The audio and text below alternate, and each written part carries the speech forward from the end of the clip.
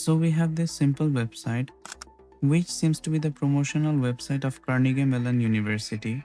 And here we have the details of each of the programs. We need to find the flag from this website. This is the SOAP-CTF challenge of picoCTF.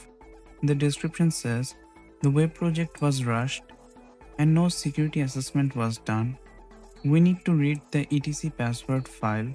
So like every other CTF challenge, let's first check the source code. So from the source code, I did not find any information. Let's check the robots.txt file. So there is no robots.txt file either. Let's check our Burp Suite and see how the request is being handled. So I'll turn on my Burp proxy, turn the intercept on, and refresh the page.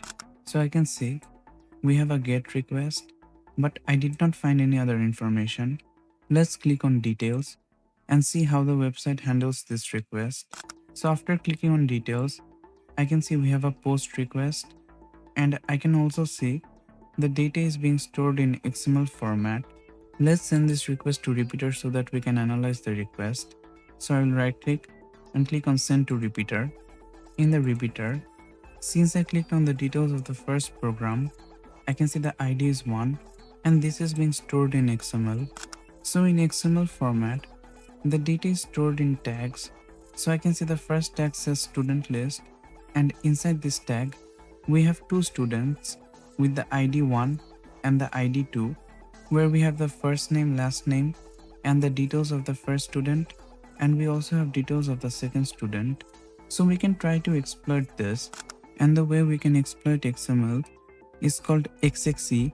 So I'll type something like XXE attack payloads. I'll click on the port swigger link. This is the same company that made Burp Suite, and here I can see the details of the attack. XXE stands for External Entity Injection. If I scroll down, and I can see we get information on how to retrieve files with the XXE attack.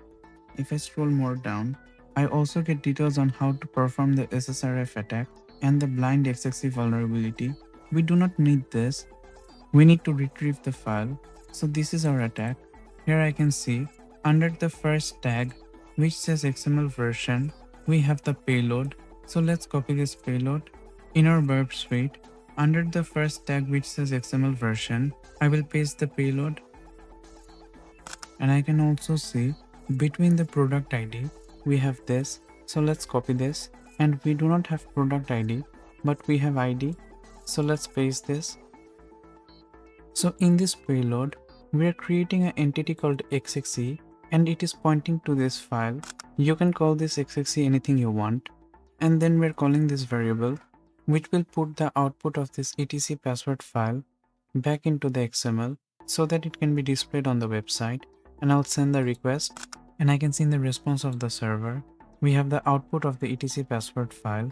I can see the last entry where the user is picoCTF, and here we have the flag, which I'll copy, paste, and click on submit flag, and I can see we were correct. So we are going over the medium challenges of picoCTF. If you want to follow along, please subscribe to the channel. Thank you so much for watching.